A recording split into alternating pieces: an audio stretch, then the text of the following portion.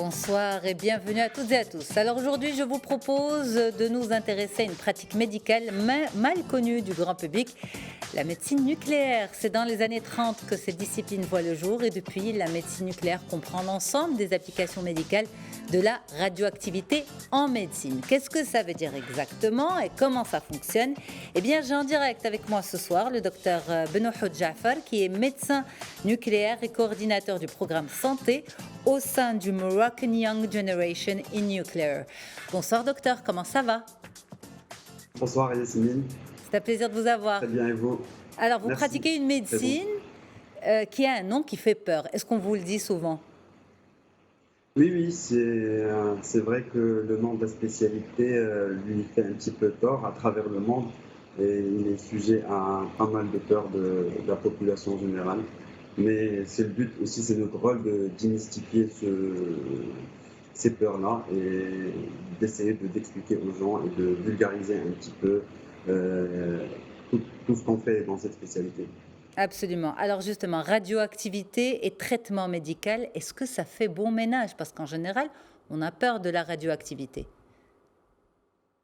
Oui, bien sûr que ça fait bon ménage. C'est la radioactivité qu'on utilise, que ce soit à des fins diagnostiques ou thérapeutiques, est bien calculée et il y a toujours le calcul du bénéfice-risque dans l'utilisation de n'importe quelle thérapeutique.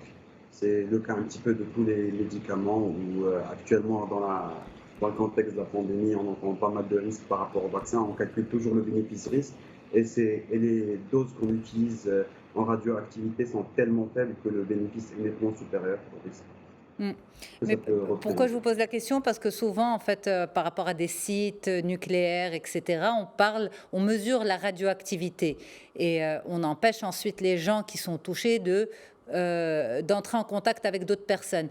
Est-ce que c'est la même chose en matière d'utilisation de ces éléments nucléaires en médecine? Est-ce que là aussi de grandes précautions sont prises, au-delà du bon dosage bien sûr, mais aussi en termes d'équipement, en termes de contact avec le patient, le contact du patient avec sa famille par la suite? On va essayer de discuter dans quelques instants les domaines d'application, mais juste si on peut répondre à ce point. Exactement, tout à fait. Les précautions sont la première chose à mettre en place en matière de médecine nucléaire. Il y a une réglementation qui est en place et des précautions à prendre pour assurer la sécurité, que ce soit du personnel soignant et des patients et leur entourage et aussi de l'environnement quand on utilise des sources radioactives. Alors, pour parler de la réglementation, il y a des lois qui régissent le fonctionnement de la médecine nucléaire. Il y a aussi des agences marocaines qui veillent au bon déroulement, notamment l'Agence marocaine de sûreté radiologique et nucléaire, qui s'assure du bon fonctionnement des centres utilisant les rayonnements ionisants, notamment radioactifs. Alors, pour un petit peu détailler tout ça, il y a des normes et des règles à respecter dans les centres d'imagerie utilisant la médecine, dans les services de médecine nucléaire, que ce soit en matière de manipulation de radioéléments ou de construction ou d'aménagement des locaux et aussi en matière de gestion des déchets radioactifs. Ok, alors vous l'avez dit, docteur Benohoud, la médecine nucléaire, c'est à la fois pour le diagnostic et pour le traitement. Pour le diagnostic, il y a un terme médical que beaucoup de personnes connaissent, mais peut-être qu'on ne savait pas que derrière se cachait une médecine, enfin une spécialité aussi complexe, c'est la scintigraphie. La scintigraphie qui est souvent considérée comme une simple radio, et on parle beaucoup de scintigraphie osseuse pour mesurer la masse osseuse en cas d'ostéoporose notamment, alors que ça se base sur ces éléments de radioactivité, pardon. Oui, exactement. Il y a beaucoup de gens qui assimilent les examens de médecine nucléaire aux examens d'imagerie comme une technique. On considère ça comme si c'était un scanner ou une échographie, alors qu'il y a en imagerie de médecine nucléaire deux principales techniques qu'on utilise. C'est la scintigraphie et le PET scan. Le PET scan aussi, beaucoup de gens considèrent que c'est une spécialité qui relève de la radiologie, alors que les médecins nucléaires qui font le PET scan. La scintigraphie, notamment osseuse que vous avez citée, est utilisée dans plusieurs indications, notamment pour l'exploration de toutes les pathologies osseuses, soit malignes, dans la détection des tumeurs osseuses, de métastases osseuses, mais aussi les pathologies bénignes, dans les fractures, traumatismes et autres pathologies Hmm. osseuses. Mais des examens scintigraphiques, on peut les utiliser pour n'importe quel autre organe ou fonction à utiliser en fonction des besoins du patient et des indications diagnostiques. Ok, mais alors, quelle différence entre une scintigraphie, un IRM, un scanner, une radio? Alors, pour vous faire un petit peu simple, la grosse différence entre les examens de radiologie conventionnels, comme vous venez de citer, et les examens de médecine nucléaire, c'est qu'en radiologie, c'est la caméra qui émet les rayonnements ionisants qui passent à travers le patient et contribue à la formation de l'image. Contrairement à la médecine nucléaire, où la source radioactive est introduite au patient en l'injectant ou par voie orale, et c'est le patient qui devient émetteur du rayonnement ionisant et qu'on détecte grâce à nos caméras qui sont le scintigraphe ou le PET scan. D'accord, donc ça, scintigraphie et PET scan, on a compris. Maintenant, l'utilisation de la radioactivité en médecine se fait aussi en traitement, n'est-ce pas? Exactement, exactement. Selon les types de rayonnements émis par le radioélément qu'on utilise, cette radioactivité peut être utilisée soit à des fins diagnostiques ou thérapeutiques qu'on utilise, que ce soit pour de la pathologie bénigne ou maligne. Mais alors, dans ce cas-là... Ici au Maroc, Oui, pardon, allez-y, je vous ai interrompu. Ici au Maroc, la principale thérapeutique utilisée, c'est le traitement des cancers thyroïdiens adjuvant à la chirurgie des traitements thyroïdiens par de l'iode 131 ou les hyperthyroïdies aussi qui sont traitées par de l'iode radioactif. Ok, mais on peut traiter d'autres pathologies grâce à la médecine nucléaire, d'autres tumeurs, d'autres pathologies? Pourquoi on ne le fait pas chez nous alors? Exactement. Si, il y a des thérapeutiques qui se font actuellement, notamment les traitements antalgiques des métastases osseuses rebelles au traitement. Ça se fait ici au Maroc. La NIBG thérapeutique, c'est pour le traitement des tumeurs neuroendocrines métastatiques. Mais il y a plusieurs autres thérapeutiques. C'est un volet qui se développe énormément. Vous avez cité, ça reste une spécialité qui est assez récente, qui a moins d'un siècle d'existence et qui a connu un essor qui est très important avec un développement technologique et radiopharmaceutique qui est très, très important. Et actuellement, les plus grands développements en médecine nucléaire se font en matière thérapeutique. Et il y a certaines thérapeutiques qui sont en cours d'essai et qui sont validées à l'étranger et qui doivent prochainement rentrer au Maroc. Ça peut être utilisé également pour les cancers de prostate métastatiques. Il y a des traitements qui ont fait leur preuve actuellement et ça va venir.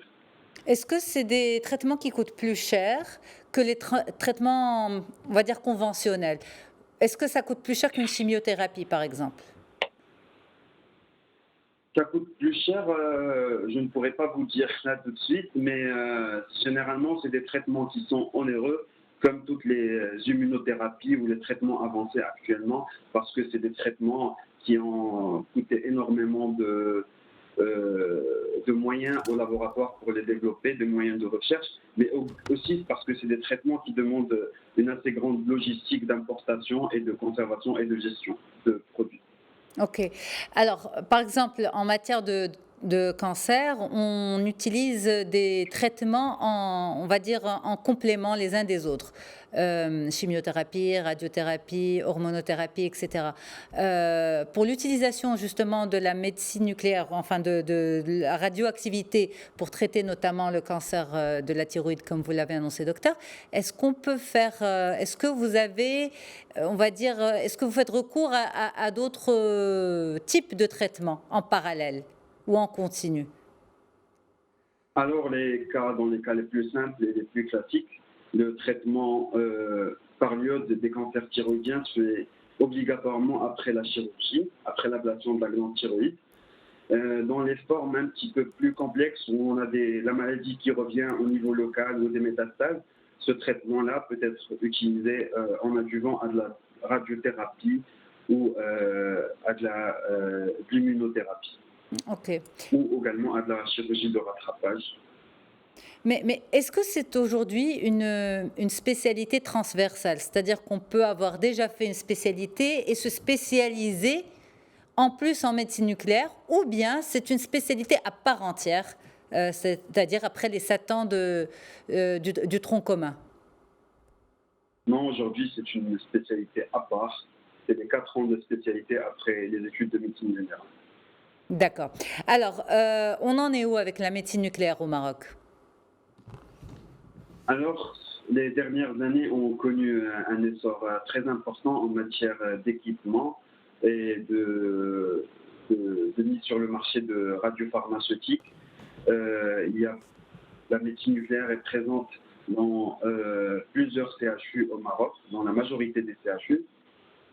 Ça va se mettre en place dans les nouveaux CHU qui sont mis en place. Dans le secteur libéral, c'est bien développé à Casablanca, dans l'axe Casablanca-Rabat, mais les autres villes peinent un petit peu à suivre le rythme.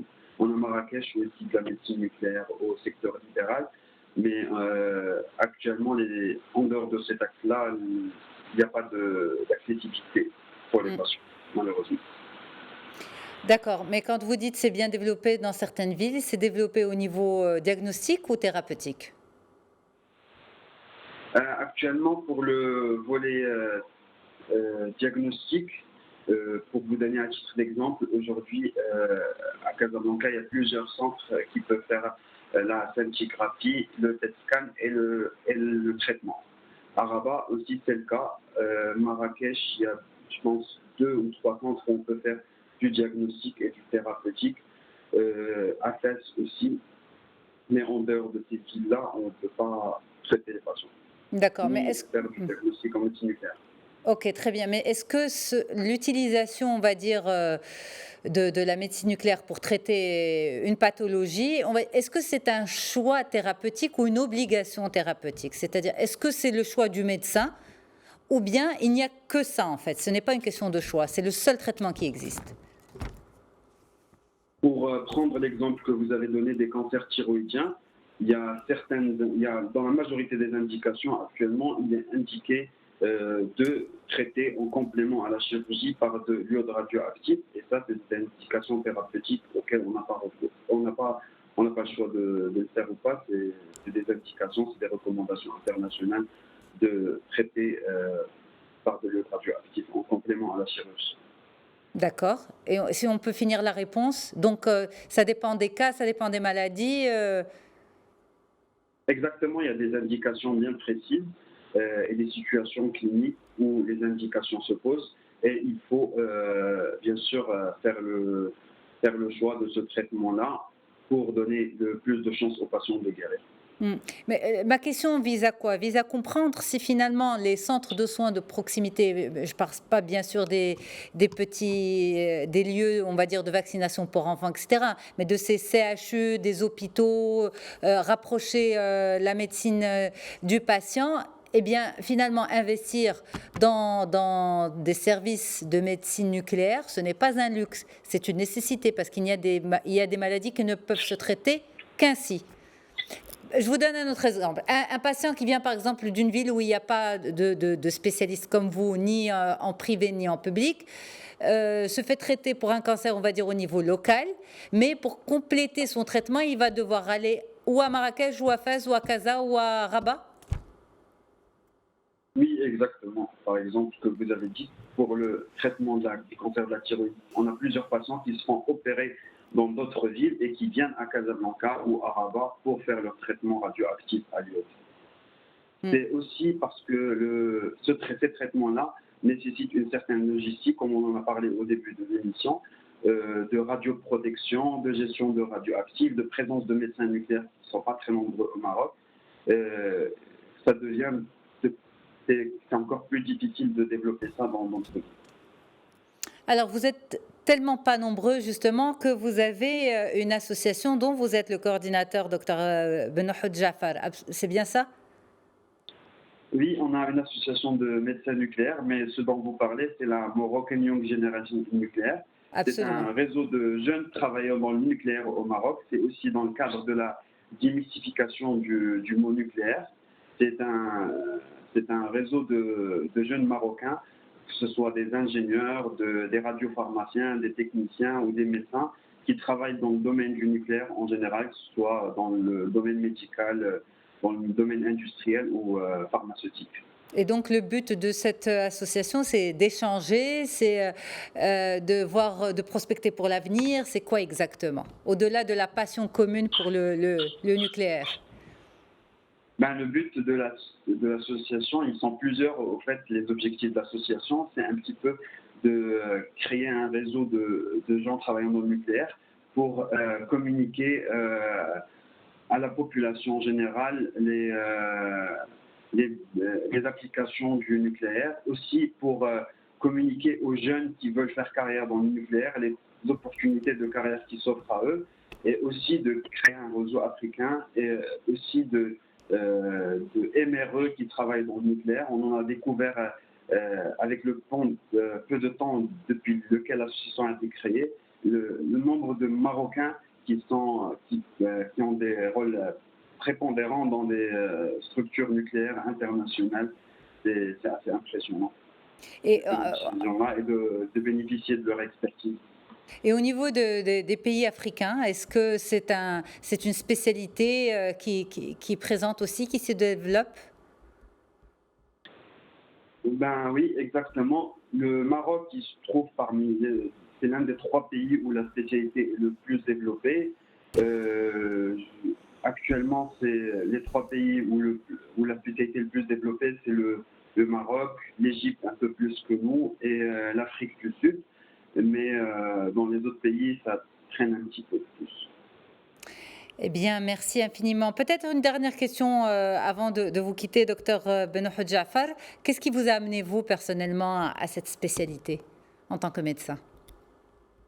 Moi, la vérité, je l'ai découverte. J'étais interne au CHU de Casablanca et j'ai fait un passage d'internat au service et j'étais impressionné par la spécialité, le nombre de choses. Même autant que, je peux vous dire que même autant qu'étudiant en médecine, on n'a pas l'occasion de savoir en quoi consiste cette spécialité. Quand je suis passé par le service du CHU de Casablanca, j'ai découvert toutes les applications de la spécialité et j'ai voulu participer un petit peu à ce développement-là de la spécialité parce que je pense qu'il y a beaucoup de belles années à venir pour la spécialité au Maroc et ça serait bien de faire partie de ces gens-là. Merci beaucoup, docteur Benohoud Jaafar, médecin nucléaire, je vais y arriver, coordinateur du groupe Programme Santé au sein du Moroccan Young Generation in Nuclear. Très, très bonne soirée à vous.